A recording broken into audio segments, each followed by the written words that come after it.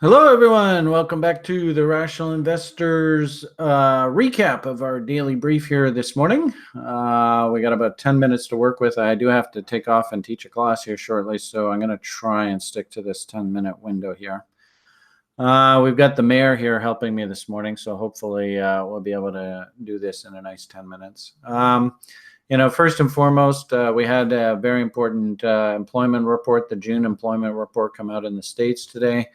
And it showed that quite a few more jobs were created than expected, which, in my opinion, sort of doesn't help the case to lower interest rates. I've been doing a bunch of studies on the corporate interest rate market and then the Fed funds.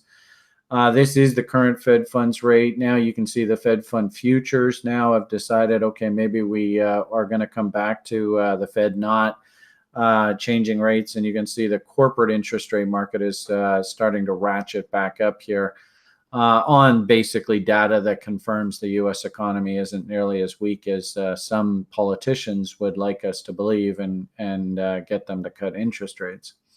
So with that said, I don't think it should surprise anybody to see the U.S. dollar in the face of the market still getting paid to own U.S. paper, and that doesn't look like it's going away anytime soon. Doesn't surprise me to see the U.S. dollar index ratchet higher here. And on balance, while we still have these M's working, interesting, the price action here today basically come up, fill in the gap, and if we did things like reload zones, really it shouldn't surprise anybody to see that we just rallied up to good old mountain man level there and stalled this morning. Going forward, we've got now we're into second quarter earnings season. So we should see lots of earnings reports out of the stock market. We were musing as well that if the Fed believes the economy is still relatively strong, then we should see financial stocks do pretty well. And they're pressing to new highs. You can see the whole stock market itself is pressing to new highs. That's yet another reason why the Fed really probably isn't going to be too jazzed about cutting interest rates. And really, this is all a conversation today now about where they want to close the stock market with all of those options that we talked about in the baby powder report yesterday with Julian. And then I also put out a tweet this morning basically detailing that if they could get the stock market to go out at 295 here today, I think the options boys hit a huge home run. I'd be really surprised to see if they let the market actually close above here where all these calls will expire in the money. Keep in mind, though, that really when we look at these kind of options open interest reports, institutions really are the big drivers here on the put side. They do most of the put writing. And if they can get the market to close up here, then all of these puts will expire worthless. And you notice that the open interest down here is very low. So I am going to be interested to see how this acts, heading into the close. We may find that that Wall Street actually has to go and pony up some dough on these calls. That wouldn't surprise me, but keep in mind too that a lot of retail covered call business is done here as well. Most importantly, we absolutely, for no shadow of a doubt, no way they were going to let the market go out below this 291. The question ultimately was where should they push the market to try and make sure that as many of these puts expire worthless as possible.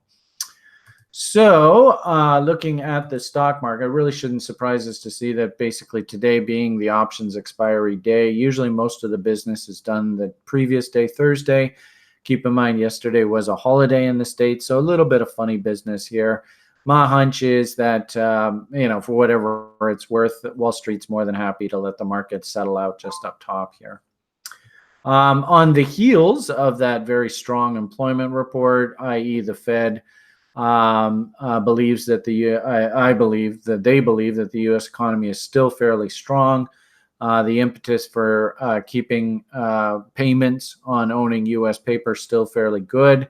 The sort of flight out of things like U.S. dollar into things like yen and all the fear proxies, Bitcoin, gold, U.S. Treasury bonds, all of that is sort of melted away here today.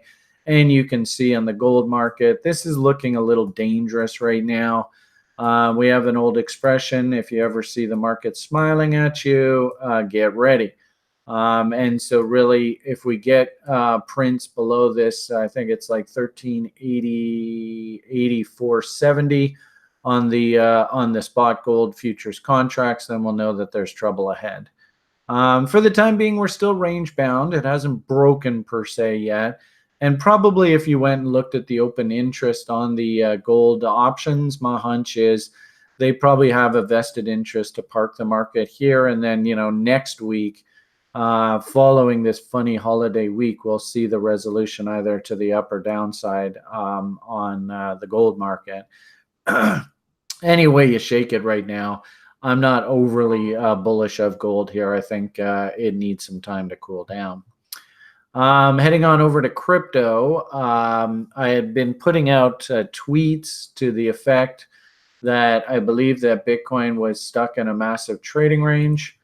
What's $4,000 between friends, where 38.2 big fat round numbers stopped the slide. And of course, Mountain Man up top there stopped the rally.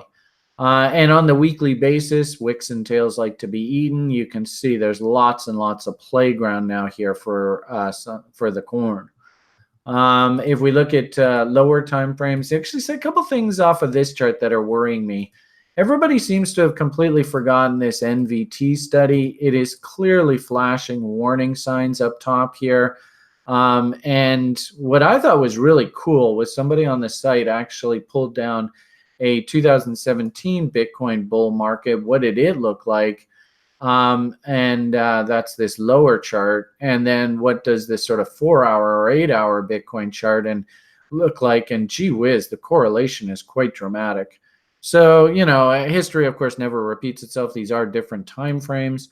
But my general feeling and my sort of warning to the community has been that, if this is a massive Gartley, we should come down and test this breakout low. That's probably going to take time to develop, right? These things don't break on an instant. Like I said, on a weekly basis, we're trapped in this range. And I don't think anything really is going to resolve here just over the next week or so. And that sort of leads us to our next conversation, which is all about, damn, where'd I put the chart now? I just added on here. Okay, that's weird. Where did I put that? The 6 charts? Oh, yeah, okay. Now I'm losing my head. We've talked lots through the winter and early spring that we expected Litecoin to rally into its halving event. And as hopefully everybody can clearly see, very well-defined double bottom breakouts here. Even on this, if we change this to the weekly chart, you can see the weekly W down there at about $40. So, you can't say this thing didn't enjoy a really nice seasonal rally. We hit a high of about 140. So, geez, that's almost like a 3.5x your money. And people were asking through the daily brief, where do you sort of see this thing going? And I would make the simple argument, kind of like that Bitcoin and the Gartley pattern. I don't see any reason why this thing can't work its way right back down to like $50 to $70 here.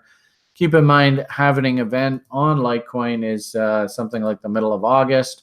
And we often find that and go back and look at the 2015-16 Litecoin halving. It basically did exactly this, ran up. There was a Ponzi that was running in China ahead of that event, so price did go absolutely nutso.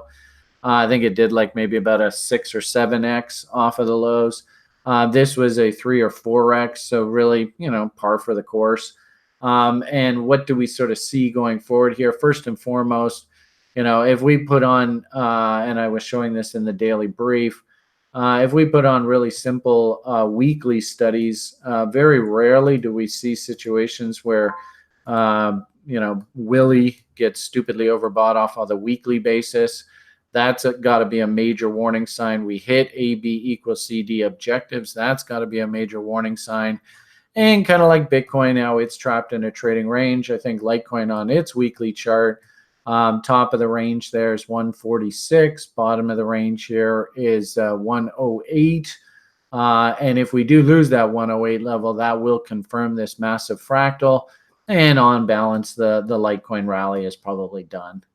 The only other thing that we'll mention today, just because it's kind of fun, Binance, of course, seems to be the crypto exchange du jour.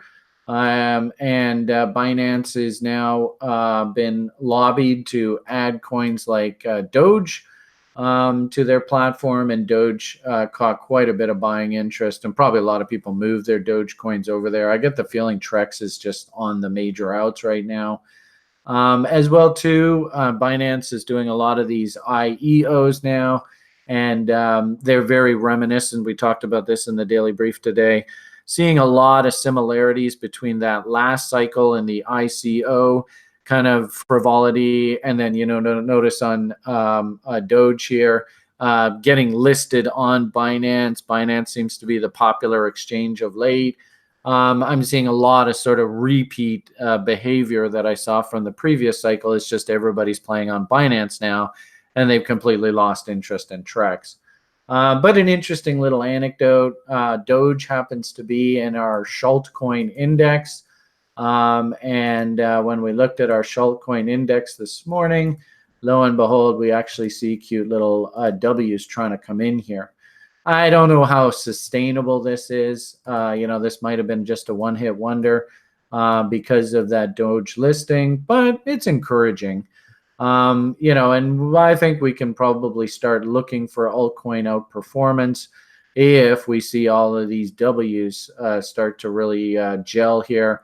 It sounds to me like the altcoin market, if there's going to be one, it's probably going to be on Binance and a lot of the new money, hot money, very speculative money in this altcoin space is chasing those IEOs right now.